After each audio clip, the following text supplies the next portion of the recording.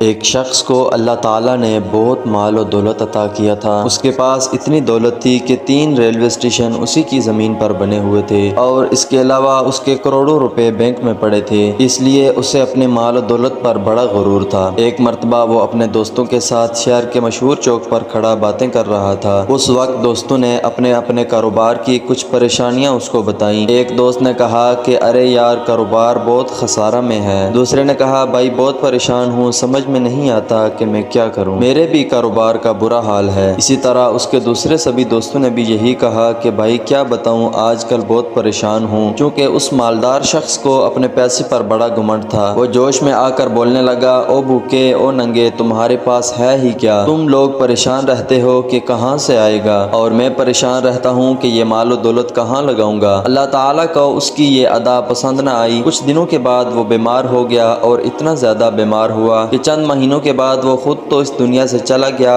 اور اپنے پیچھے ایک بیٹا چھوڑ گیا۔ جب اس کا بیٹا جوان ہوا تو پھر کیا تھا، سر پر باپ کا سایہ نہ تھا اور باپ کی چھوڑی ہوئی کروڑوں کی دولت اس کے پاس تھی۔ یہ دیکھ کر کچھ الٹے سیدھے لوگ اس کے دوست بن گئے۔ کچھ ہی دن نہیں گزرے تھے کہ ان دوستوں نے اس کو برائی اور گندگی کے اڈوں پر لے جانا شروع کر دیا۔ پھر وہ دھیرے دھیرے برائی کا اتنا عاشق ہو گیا کہ شراب، جوا وغیرہ کی اس کو لت لگ گئی۔ شراب پیتا رہا، جوا کھیلتا رہا، ایک ملک سے دوسرے ملک کی سیر کرتا رہا اور مستیاں اڑاتا رہا۔ اس طرح اس نے پانی کی طرح مال و دولت کو بہا دیا، بلکہ جوئے میں تو کروڑوں روپے ہار گیا۔ یہاں تک کہ بینک میں جتنا مال تھا سب کو جوئے میں لگا دیا، اور ایک وقت آیا کہ اس کو ساری زمینیں بیچنی پڑی، بلکہ جس گھر میں وہ رہتا تھا اسے بھی بیچنا پڑا۔ اب اس کے پاس نہ اپنا گھر اور نہ ہی کھانے کے لیے اس کے پاس کوئی چیز تھی۔ آخر کار اس کا ایسا حال ہوا کہ جس جگہ پر اس کا باپ بڑا بڑا بول رہا تھا، اسی جگہ پر اس کا بیٹا کھڑا ہوتا اور لوگوں سے بھیک مانگا کرتا تھا۔ یہ مال و دولت، صحت و تندرستی، راحت و آرام، یہ علم و ہنر، ساری چیزیں اللہ تعالیٰ کی طرف سے دی گئی ہیں۔ بندوں کا اس میں کوئی کمال نہیں ہے، اس لیے کبھی بھی ان چیزوں پر اترانا نہیں چاہیے اور اپنے آپ کو بڑا نہیں سمجھنا چاہیے۔ اللہ تعالیٰ چاہے تو یہ ساری چیزیں پل بھر میں چھین لے، اس لیے ہمیشہ چھوٹے بن کر رہو، اللہ تعالیٰ تمہارا مرتبہ بلند کریں گے۔